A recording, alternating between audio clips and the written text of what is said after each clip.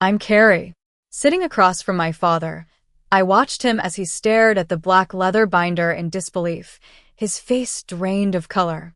The room was deathly silent, save for the ticking of the antique chronograph he'd placed on the table, a sound that now seemed to mock his desperation. He'd given me 5 minutes to sign away my shares and voting rights, threatening to have me locked away in a facility if I refused. Little did he know that I'd already outmaneuvered him, buying the very debt that would be his downfall. As I let him finish his glass of expensive wine, I couldn't help but feel a cold sense of amusement. This was the man who had spent my entire life trying to break me, to convince me that I was nothing without him. But I wasn't the naive girl he remembered. I was a force to be reckoned with. It all started 5 years ago. I was in my early 20s, full of dreams and determination. I'd fallen in love with a talented young architect named Leo, and together, we planned to build our own future. But my father, Victor, had other ideas. He saw Leo as a threat, a man who would pull me away from his control. When I announced our engagement, my father's reaction was swift and brutal. He cut me off financially, froze my trust fund, and blacklisted me from the family business, Sterling Enterprises. He thought he could break us, but instead, he ignited a fire within me. Leo and I were left with nothing but a few $100s and a shared dream. We moved into a tiny apartment in the city, surrounded by the smell of mildew and old oil. Those first few months were a struggle, but we refused to give up. We worked tirelessly, taking on odd jobs and scraping together every penny we could find. Leo used his architectural skills to transform a rundown motel into a charming boutique hotel, while I handled the finances and operations. It was a labor of love, and every setback only fueled our determination to succeed. Slowly but surely, our hard work paid off. Our hotel became a success, attracting visitors from all over the world. We expanded our business, opening more hotels and building a reputation for excellence in the hospitality industry. As our company, Horizon Hospitality Group, grew, so did my father's resentment. He watched from the sidelines, seething with jealousy as I achieved more than he ever had. But he wasn't one to give up easily. He was always looking for a way to regain control, to crush me and my dreams. A few days ago, I received a text message from my father, demanding that I come to a family dinner. It was an unexpected invitation, especially after 5 years of radio silence. I knew that he wouldn't extend an olive branch out of the goodness of his heart. There had to be a catch. I decided to do some digging to find out what my father was up to. With the help of my general counsel, Olivia, I discovered that Sterling Enterprises was in serious financial trouble. My father had taken out a massive bridge loan from a predatory lender, Elysian Capital, to fund a new resort project. But the project had hit a snag, and the zoning permits had been denied. Now, he was facing a mountain of debt and imminent foreclosure.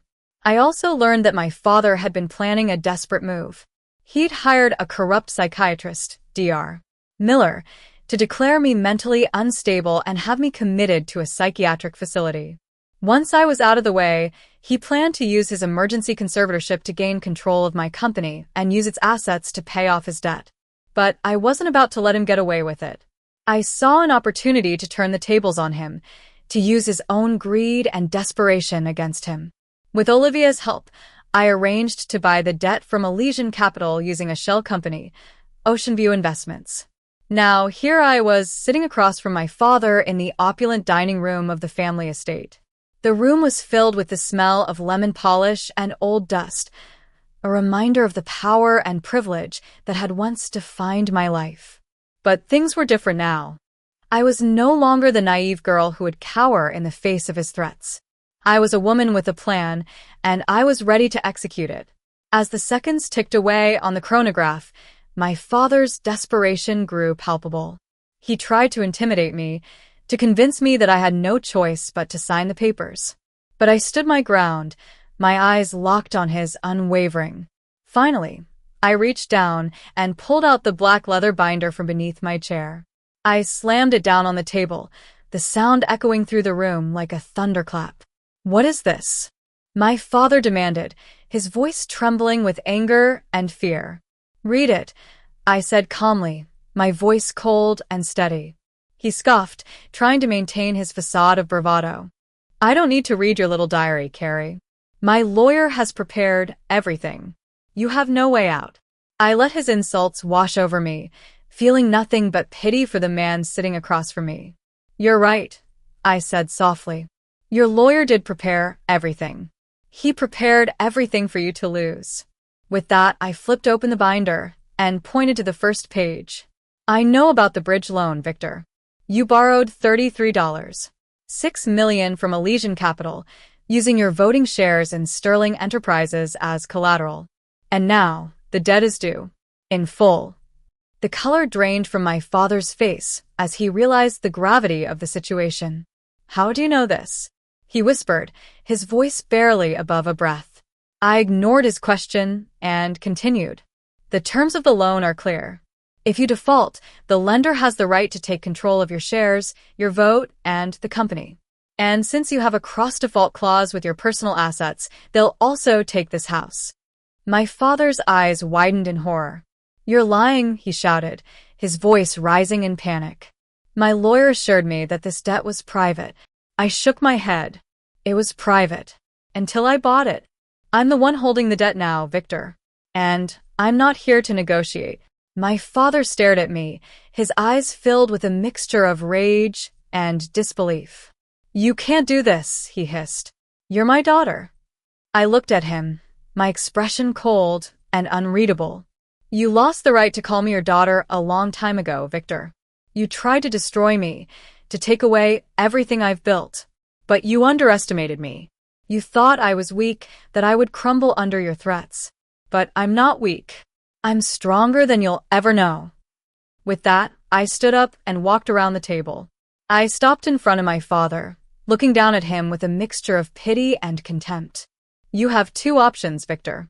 You can sign over your shares and your voting rights to me, and I'll let you walk away with your dignity intact. Or you can fight me, and I'll expose everything. I'll show the world what a fraud you are, a man who would stop at nothing to protect his own interests." My father stared at me, his eyes filled with hatred. For a moment, I thought he might try to attack me. But then, he slumped in his chair, defeated. "Fine," he said, his voice barely above a whisper. "I'll sign." I watched as he picked up the pen and signed the papers, his hand shaking. When he was done, he dropped the pen on the table and looked up at me. "You've won," he said, his voice filled with bitterness. "But you'll regret this. You'll never be happy, Carrie. You're just like me." I looked at him, my expression cold. "I'm nothing like you, Victor. I'm a survivor. And I'll make sure that Sterling Enterprises becomes everything you always dreamed it could be. But without you." With that, I turned and walked out of the room, leaving my father alone with his defeat. As I stepped out into the hallway, I felt a sense of relief wash over me. The battle was over, and I had won. But I knew that this was just the beginning. There were still many challenges ahead, but I was ready for them. I was ready to build a future for myself and for Horizon Hospitality Group, a future free from the shadow of my father's tyranny. As I walked out of the estate, I couldn't help but think about the lessons I'd learned. I'd learned that strength comes from within, that no one can break you unless you let them. I'd learned that sometimes the only way to win is to fight back, to stand up for what you believe in, no matter the cost. And most importantly, I'd learned that forgiveness is a powerful thing. I may never be able to forgive my father for what he's done, but I can choose to let go of the anger and the pain. I can choose to focus on the future, on the opportunities that lie ahead. So, as I stepped into the waiting car, I took a deep breath and let the past go. I was ready to embrace the future, to build a new life for myself, a life filled with joy, success, and freedom.